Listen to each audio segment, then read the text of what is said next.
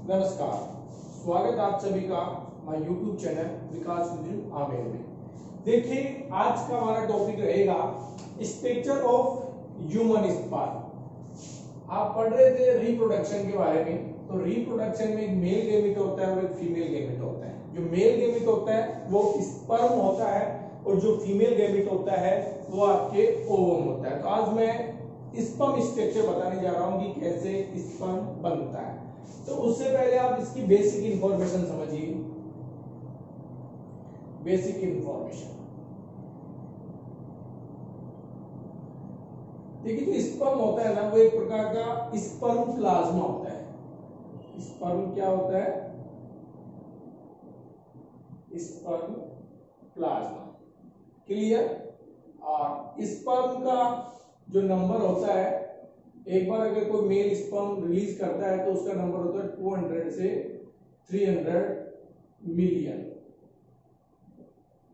Clear? इसके बाद में मैं बात करूं तो स्पून की जो स्ट्रक्चर होती है, जो साइज होती है, साइज एंड शेप, ये क्या होते हैं? स्पून लाइक स्ट्रक्चर होती है। स्पून लाइक स्ट्रक्चर यानी कैसे होता है? ये चम्मच के आकार का। क्लियर? इसकी जो मोटिलिटी होती है, मोटिलिटी का मतलब होता है कि क्या गति कर सकता है? 4 mm पर मिनट ये गति कर सकता है। क्लियर? अब इसमें क्या होता है कि जो 200 से 300 मिलियन एक बार रिलीज होते हैं ना, इसमें से 60% होते हैं वो नॉर्मल साइज के होते हैं। नॉर्मल साइज एंड शेप होते हैं, सामान्य आकार के होते हैं। और जो इसमें 40% होते हैं वो क्या होते हैं? हायरली मोटिल होते हैं, मोटिलिटी होते हैं, यानी तेज गति से गमन करते हैं। इस 40% में क्या होता है? इसका मेन जो फंक्शन होता है वो इसी में कॉम्पिटिशन होता है। अब देखिए, मैं स्ट्रक्चर की बात करता हूं उसकी, तो इसकी स्ट्रक्चर को कितने 4 पार्ट्स में डिवाइडेशन किया गया है। इस प्रकार का एक स्ट्रक्चर होता है। देखिए,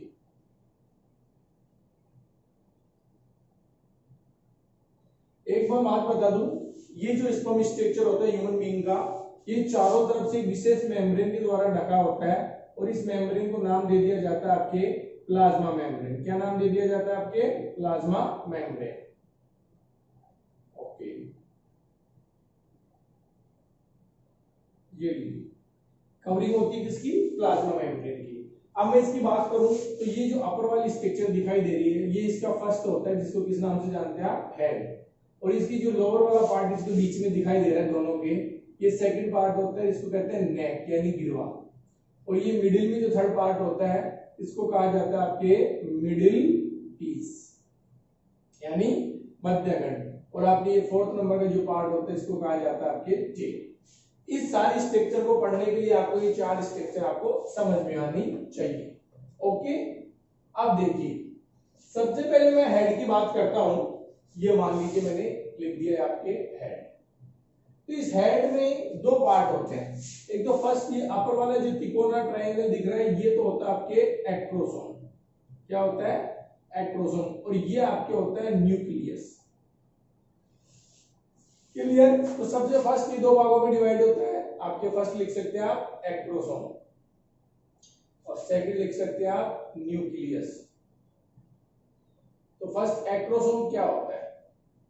देखिए, एक्रोसोम होता है ना, इसका जो निर्माण होता है वो किससे होता है? गोल्जी बॉडी से होता है। किससे होता है? गोल्जी बॉडी यानी गोल्जी उपकरण या गोल्जी काय भी कह सकते हैं।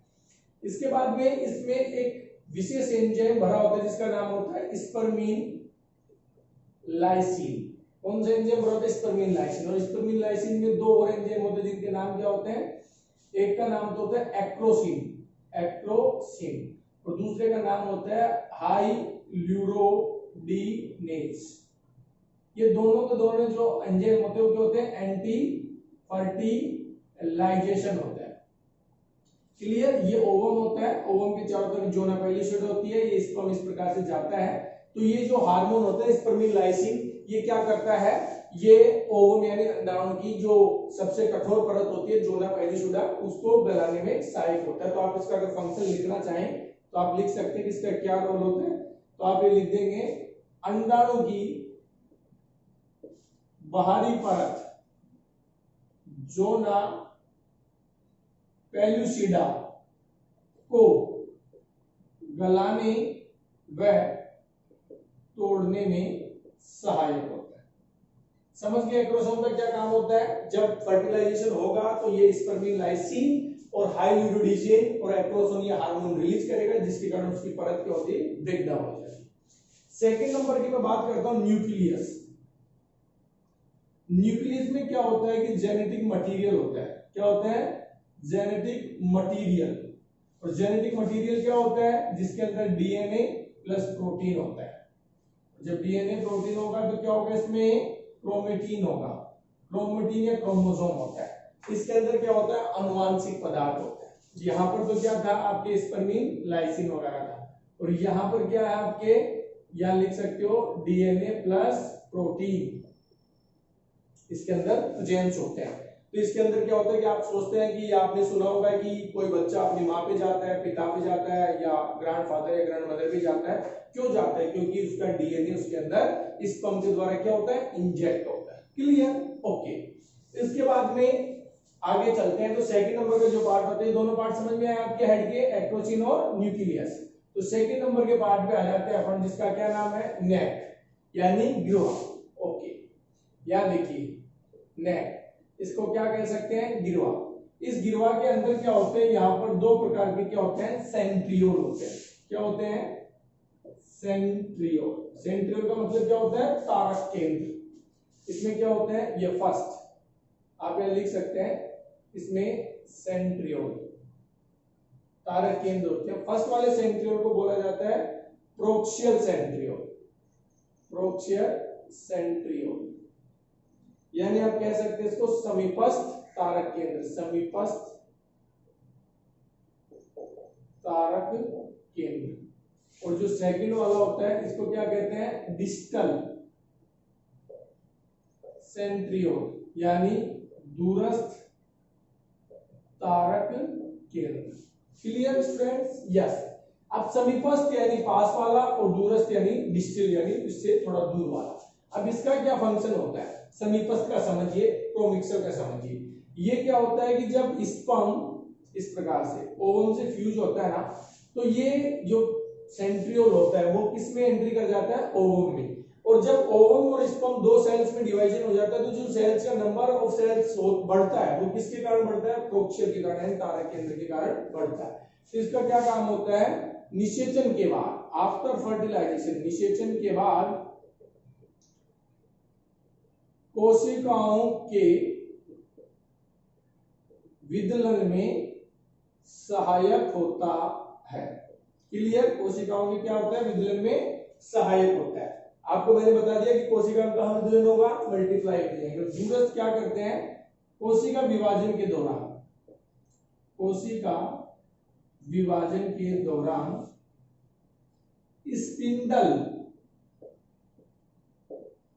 फाइबर्स का निर्माण करता है, यानी तंतुओं का निर्माण करता है। आप ऐसे समझिए, जैसे मान लीजिए ये आपके ओवम है, क्लियर, और ये आपके क्या है, स्पर्म। इसका ये सेंट्रियोल कहां चला जाता है, इसके अंदर।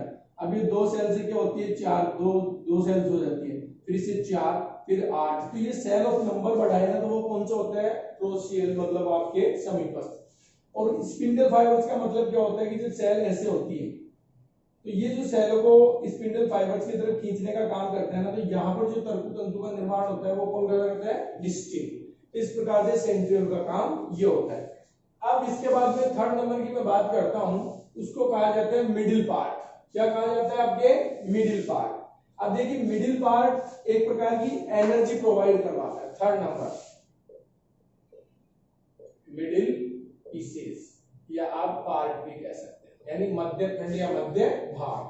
ये क्या करता है, ये आपको स्पर्म को एनर्जी प्रोवाइड करवाता है। अब एनर्जी प्रोवाइड कैसे करवाता है, क्योंकि इसके अंदर यहां पर होती है क्या, माइटोकॉन्ड्रिया। इस प्रकार से क्या होती है, माइटोकॉन्ड्रिया।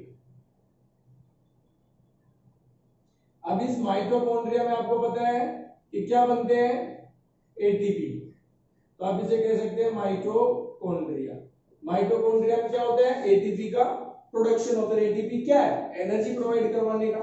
तो ये माइटोकॉन्ड्रिया जिससे जुड़ी हुई होती है ना, इसको बोलते हैं निवेन क्रेन, यानी जो फीता लाइक स्ट्रक्चर होती है, टैब लाइक स्ट्रक्चर, इसको क्या बोलते हैं, निवेन क्रेन। अब इसके अंदर हल्का एक फ्लूइड भरा हुआ होता है, सेमी लिक्विड फ्लूइड भरा होता है, इसको क्या कहते हैं, मैनचेट।